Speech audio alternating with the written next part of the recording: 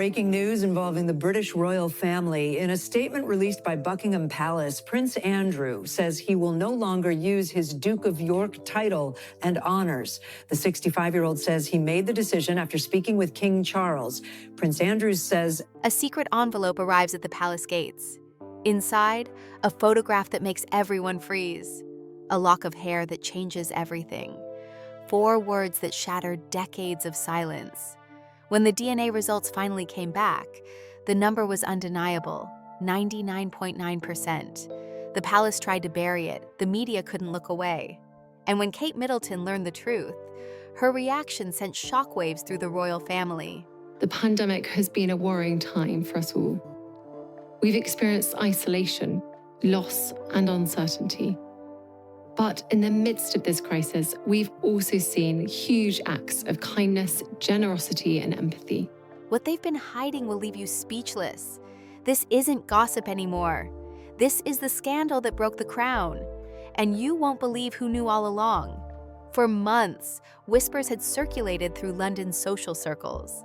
At first, they were the kind of rumors that fade with time, buried beneath newer scandals and forgotten controversies. But this particular story refused to disappear. It surfaced in unexpected places during charity events, in hushed conversations among longtime palace staff, and in phone calls that ended abruptly when certain questions were raised. Unlike the usual gossip that surrounds the royal family, this rumor had a persistence that made even the most skeptical observers pause. The turning point came on an ordinary Tuesday morning when palace security logged an unusual delivery. A courier, whose identity would later prove impossible to trace, handed over a plain brown envelope. There was no return address, no official marking, nothing that would indicate who sent it or why. The envelope was addressed simply to the private office, and when it reached the desk of a senior official, something about it felt different. The paper seemed heavier than it should be, and the handwriting carried an unfamiliar formality that suggested this was not a typical correspondence. Inside the envelope were 3 items that would change everything. The first was a photograph, faded with age but still clear enough to make out the figures within it. It showed a young Prince Andrew in his naval uniform, his arm around a woman nobody at the palace recognized. The setting appeared to be the deck of a ship, with the sun setting behind them, casting everything in warm golden light. The woman had striking features and a genuine smile, the kind that suggested familiarity rather than a posed moment for cameras. The second item was even more unusual. A single lock of light brown hair, carefully tied with a silk ribbon and sealed inside a small glass vial. Someone had taken great care to preserve it, treating it as something precious and significant.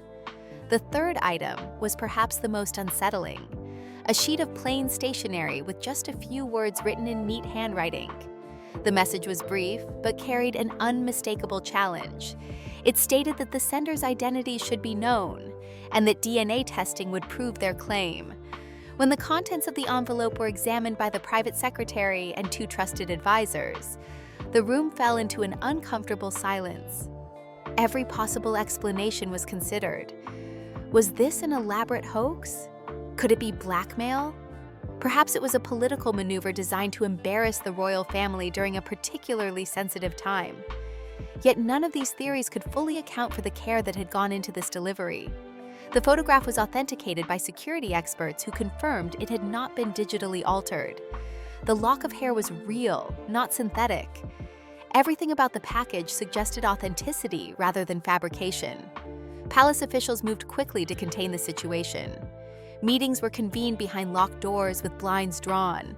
Only a select few were informed about what had arrived that morning. Legal advisors were brought in to assess the implications, and security teams began the difficult task of tracing the courier's movements.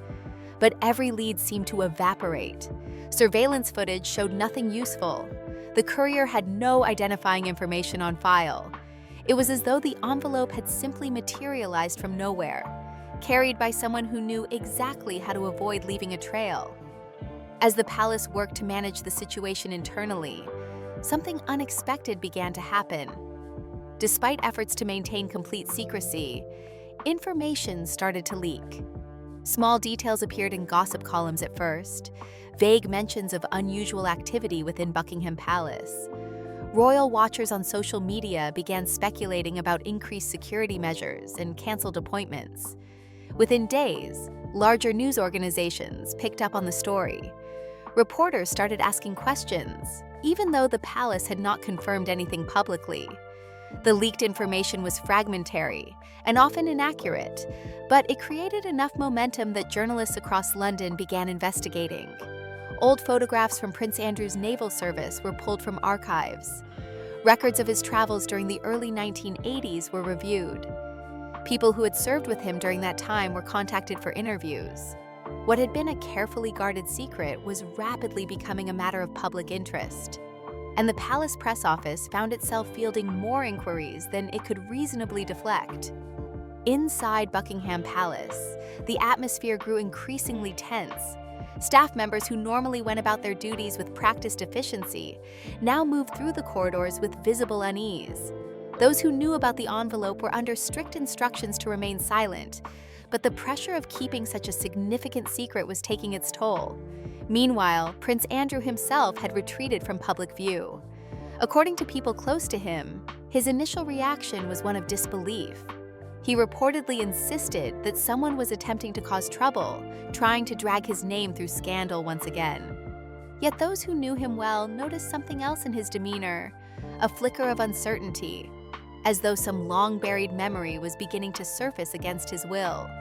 The Queen was informed of the developing situation through carefully worded briefings from her private secretary. At her age, and with her health being closely monitored by doctors, advisors were hesitant to burden her with details that might cause undue stress. But as the situation escalated, it became impossible to shield her from the truth.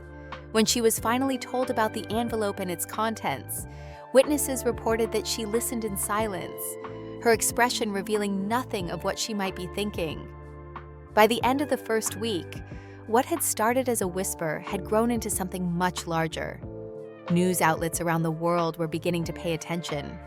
The story had all the elements that capture public imagination: royalty, secrecy, a mysterious woman from the past, and the possibility of a hidden child.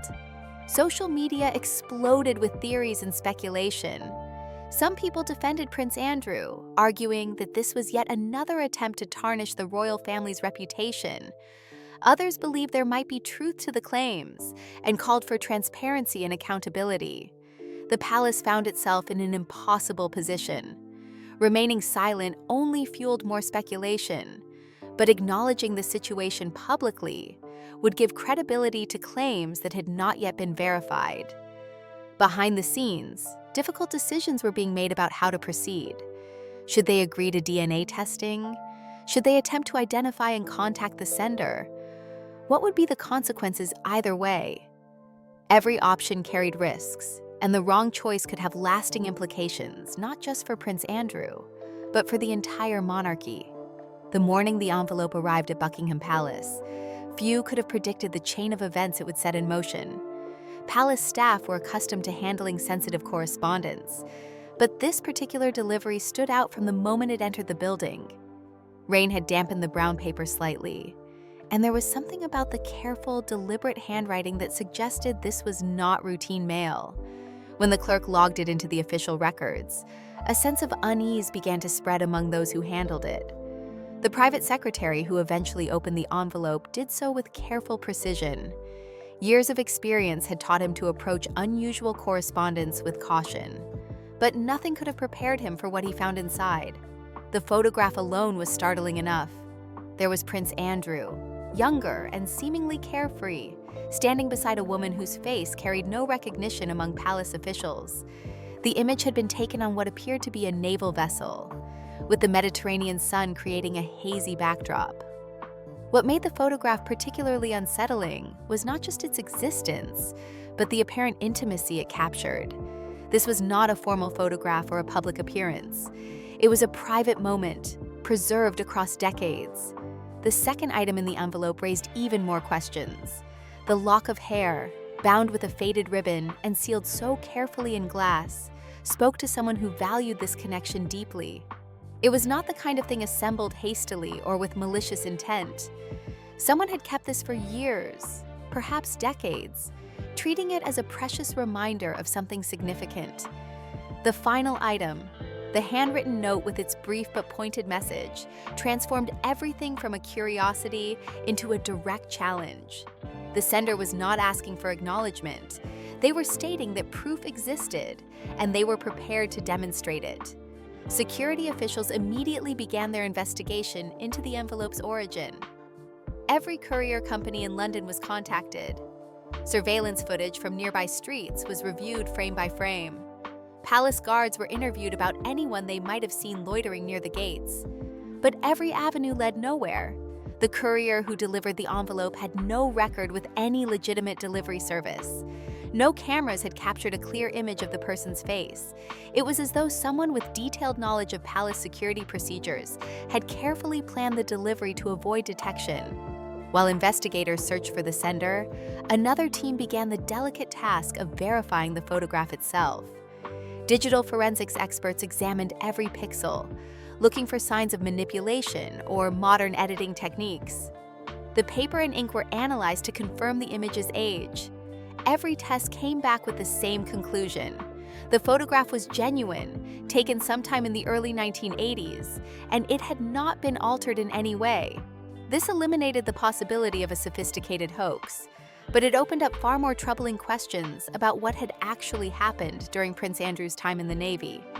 As the investigation continued behind palace walls, researchers began piecing together the history that might explain the photograph. Prince Andrew's naval service had been well documented in official records, but the personal details of his time abroad were far less clear. During the early 1980s, he had been stationed in various locations across the Mediterranean as part of his training and service. Those who served alongside him during that period remembered a young man who seemed to relish the freedom that naval life provided. Away from the constant scrutiny of palace life, he could interact with people more naturally, without the weight of royal protocol dictating every encounter. It was during one of these postings, according to information that slowly came to light, that Prince Andrew spent time in Gibraltar.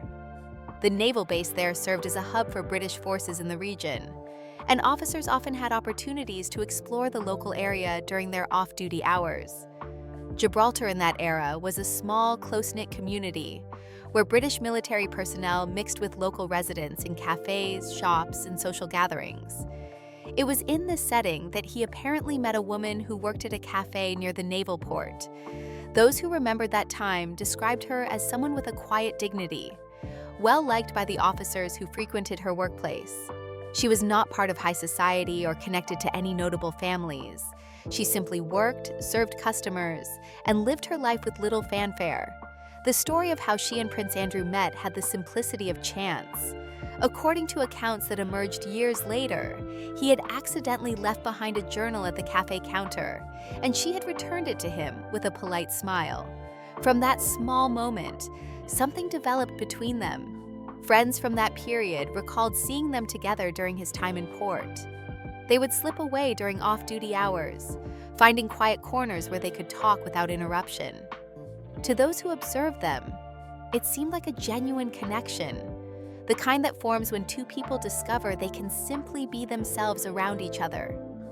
For Prince Andrew, this may have represented a rare opportunity to exist outside the confines of his royal identity. For her, it was perhaps the experience of connecting with someone who saw her as more than just the person behind the counter. But relationships that bloom in such circumstances face inevitable challenges. Naval duty meant constant movement, with ships departing for other ports and officers being reassigned to new locations.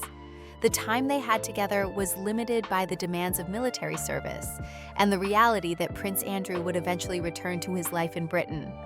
According to people who knew her, they exchanged letters for a while after his ship moved on. These were handwritten notes passed through military postal services, maintaining a connection across distance.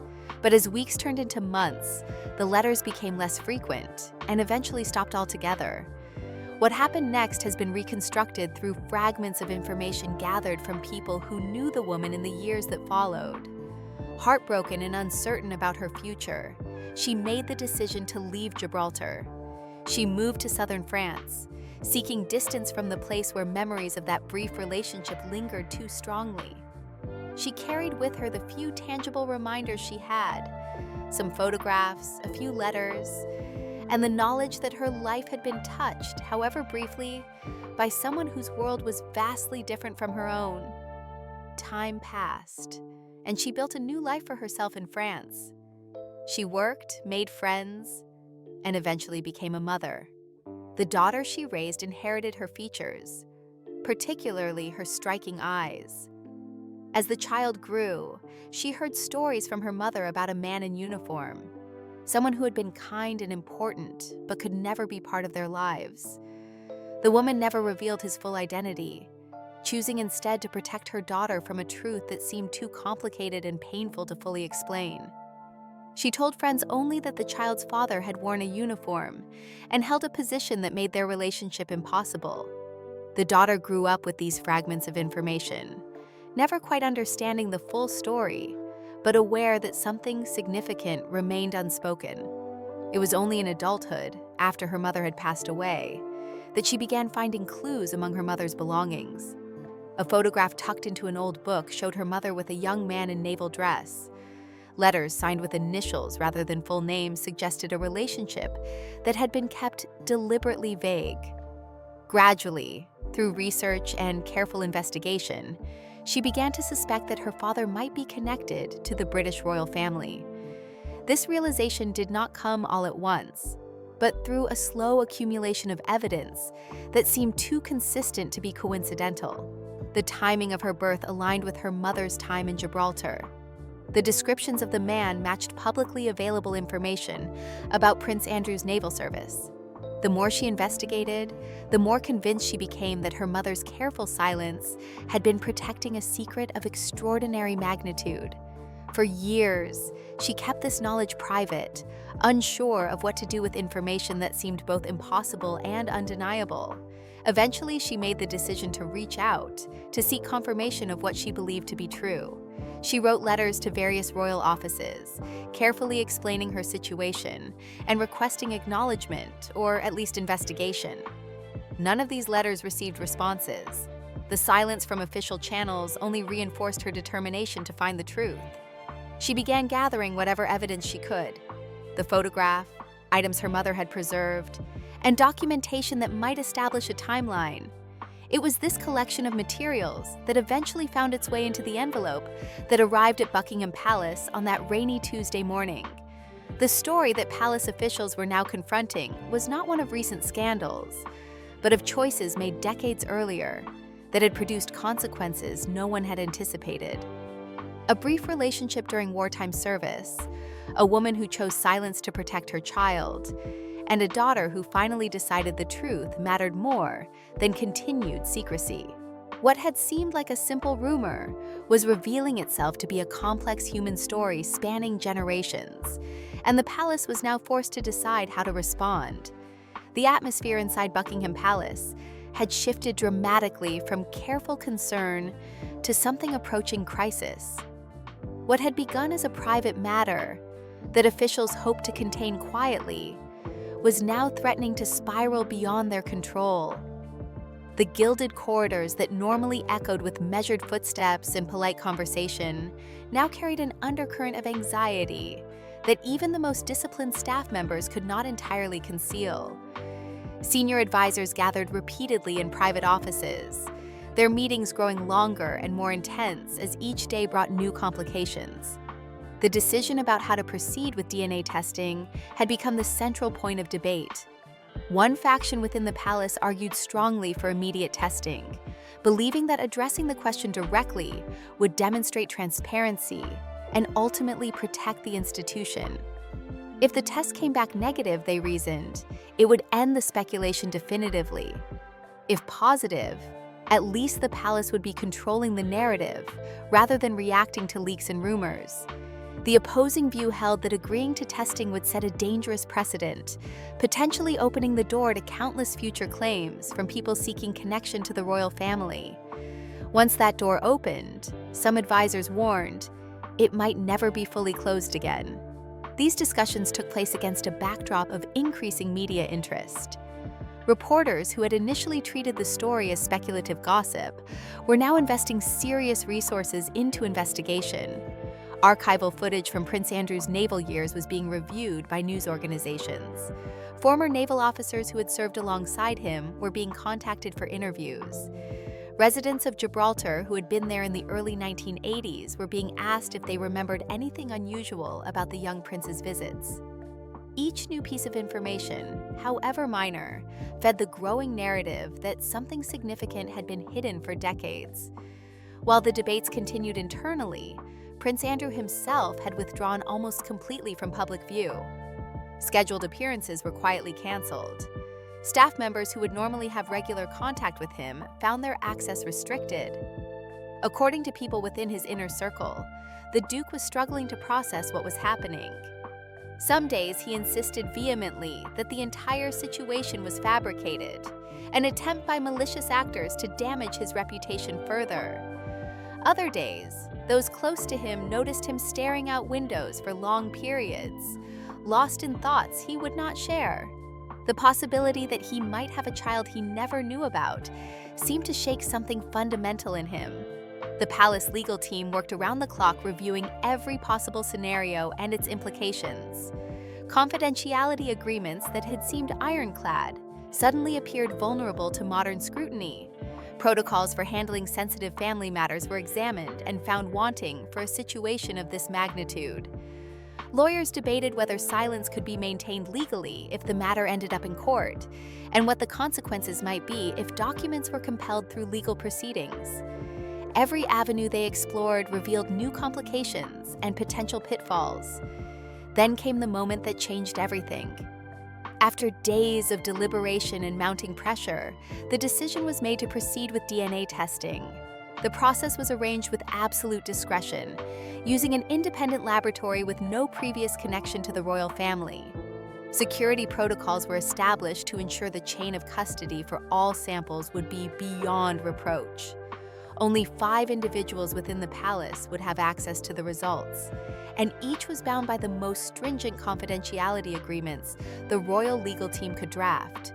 The testing itself took place over several days as samples were collected, verified, and analyzed. During this time, tension within Buckingham Palace reached levels that longtime staff members said they had never witnessed before. Normal routines continued on the surface, but everyone who knew what was happening moved through their duties with visible strain.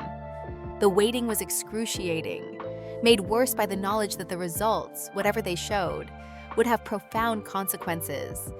When the laboratory delivered its findings, they came in a sealed envelope marked with multiple security classifications. The private meeting convened to review the results included the royal legal advisor, 2 senior palace officials, a representative from the laboratory, and Prince Andrew himself. The room chosen for this meeting was one of the palace's most secure spaces, swept regularly for surveillance devices, and soundproofed to prevent any possibility of eavesdropping. As the envelope was opened and the document removed, the silence in the room became almost physical. The results were presented in clear scientific language that left no room for interpretation. The DNA analysis showed a probability of paternity exceeding 99.9%. In scientific terms, this was as close to absolute certainty as testing could provide. The numbers on the page were irrefutable, backed by multiple verification procedures and cross-checked against established genetic markers. There was no ambiguity, no margin for doubt. Prince Andrew's reaction to seeing these results was described by those present as one of complete shock. The color drained from his face as he read the document, and for several long moments he simply stared at the paper as though willing the words to change. The legal advisor, who had maintained professional composure through countless palace crises, found himself having to pause before speaking, the weight of what they were looking at affecting even his practiced demeanor. When he finally broke the silence to confirm that the results were conclusive, his voice carried none of its usual authority. The immediate question became how to manage this information. Despite the stringent confidentiality measures, Everyone in that room understood that secrets of this magnitude rarely remain contained indefinitely. The palace had perhaps days, maybe only hours, before information began to leak. They needed to decide whether to stay ahead of the story with their own announcement or prepare for the chaos that would follow an uncontrolled disclosure. Word of the test results spread through the upper levels of palace administration with remarkable speed despite all precautions. Staff members who had been briefed on the general situation now learned that their worst fears were confirmed. The woman's claim was legitimate. Prince Andrew did have a daughter he had never acknowledged. The implications were staggering, not just for the individuals directly involved, but for the institution itself. Questions about what the Queen had known, when she had known it, and why nothing had been done earlier would inevitably follow. Within 24 hours of the results being confirmed, the first leaks began appearing in media outlets. Initial reports were vague, citing unnamed palace sources who confirmed that sensitive biological testing had taken place. By the following morning, more specific information had reached journalists, with some reports explicitly mentioning DNA verification related to Prince Andrew. The palace press office found itself overwhelmed with inquiries that they had no authorized responses for, creating a vacuum that speculation and rumor rushed to fill. Television networks began running breaking news segments, though at first they were careful to frame everything as unconfirmed reports. Royal correspondents who had covered the family for decades appeared on air, looking genuinely shocked by what they were hearing. The story dominated news cycles, pushing aside other major events. Online, social media exploded with reactions ranging from outrage to sympathy to dark humor. Hashtags related to the story trended globally within hours. Discussion forums filled with people debating what this meant for the monarchy, for Prince Andrew personally, and for the woman at the center of it all. The gates of Buckingham Palace became a gathering point for media from around the world. Camera crews set up positions that would give them the best view of any comings or goings. Reporters stood in the rain doing live broadcasts, their presence a constant reminder that the palace was under siege, in a way that security barriers could not defend against. Helicopters circled overhead, their cameras capturing aerial footage that would be replayed endlessly on 24-hour news channels. Inside, the Queen's senior advisors debated whether to inform her of the DNA results immediately or wait until they had developed a comprehensive strategy for managing the fallout. The decision was made to brief her without delay, recognizing that she would be furious if she learned such crucial information had been withheld from her. When the document was placed before her, those present reported that she read it slowly and carefully, her face revealing nothing of her thoughts. After what seemed like an eternity, she looked up and asked a single question: "What do we do now?" Nobody had a satisfactory answer. The palace found itself in uncharted territory. Previous scandals had involved behavior that could be condemned or defended, but this was different. This was about fundamental truth, backed by science that could not be argued with or spun into a more favorable narrative. The institution that had survived wars, abdications, and countless controversies now faced a challenge of a different nature entirely. The truth was out there, confirmed beyond doubt, and the world was demanding answers that the palace had never intended to provide. For 6 days, Buckingham Palace maintained an official silence that became increasingly difficult to sustain. Every major news outlet in the world had reporters stationed outside the gates. Speculation had reached fever pitch, with commentators offering theories that ranged from plausible to absurd. The absence of any official statement only intensified the scrutiny, as people interpreted the silence as confirmation that something significant was being hidden. Finally, on a gray Thursday morning, a notice appeared on the palace's official communications channels. An emergency press briefing would take place at 3 o'clock that afternoon. The announcement was brief and gave no indication of what would be discussed, but everyone knew what was coming. By early afternoon, the media hall inside the palace complex was filled beyond capacity. Journalists who had covered royal affairs for decades jostled for position alongside younger reporters who had never witnessed anything quite like this. The usual protocols and courtesies that governed palace press events had given way to barely controlled chaos. Camera operators struggled to find clear sightlines, while producers shouted instructions through headsets. Outside, crowds had gathered near the gates, a mixture of tourists, royal supporters, protesters, and curious onlookers who sensed they were about to witness a historic moment. The timing of the briefing had been calculated carefully. 3 o'clock allowed for maximum global coverage, with European audiences watching during afternoon hours and American networks able to interrupt their morning programming. Screens had been set up in public spaces across London, and pubs opened early to accommodate people wanting to watch the announcement together. The anticipation was unlike anything the royal family had generated in years, but this time it was not for a celebration or ceremony. This was about accountability and truth. At precisely 3 o'clock, the doors at the front of the media hall opened, and a senior palace spokesperson entered. Her expression was composed but serious, and those who knew her well could detect signs of strain beneath the professional exterior.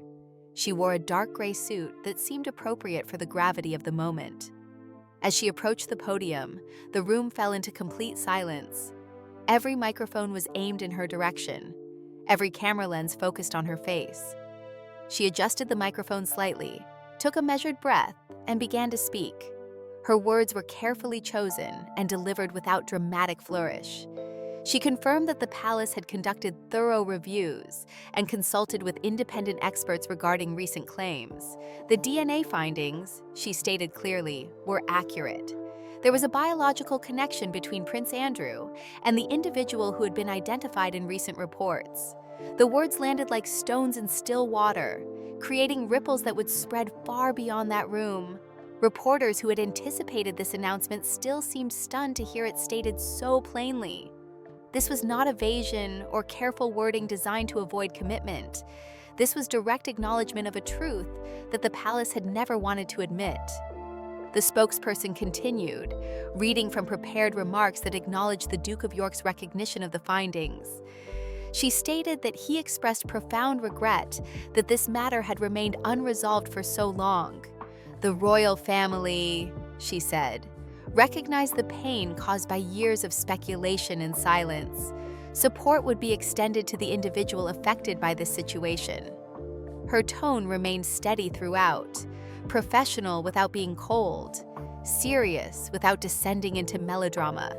Each sentence had clearly been reviewed and approved at the highest levels, every word selected to convey the necessary information, while protecting what remained of the palace's dignity. She concluded by noting that the monarchy remained committed to transparency, integrity, and the values of service that had always defined its purpose. Privacy was requested for all parties involved, as the family worked to address this matter with appropriate dignity. Then, just as efficiently as she had entered, she stepped away from the podium. Questions erupted immediately from the assembled press, dozens of voices shouting queries all at once, but she was already moving toward the exit. There would be no follow-up questions, no clarifications, no opportunity for reporters to probe deeper into the details. The statement was final and complete. The reaction across the world was immediate and varied. Some praised the palace for finally acknowledging the truth, viewing it as a necessary step toward modernizing an institution often criticized for its opacity. Others saw the admission as too little and far too late, coming only after the evidence had become impossible to deny.